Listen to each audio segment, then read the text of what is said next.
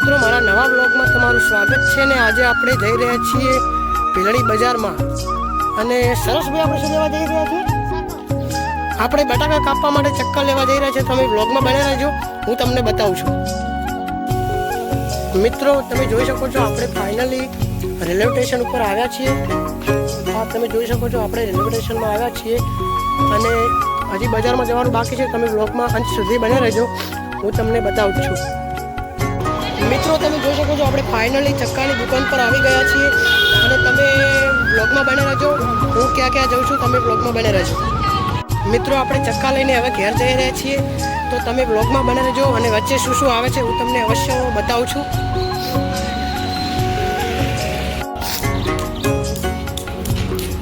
મિત્રો, તમે જોઈ શકો છો આપણે ફરતા બજારમાં ફરી રહ્યા છીએ અને તમે બ્લોગમાં બને રહેજો.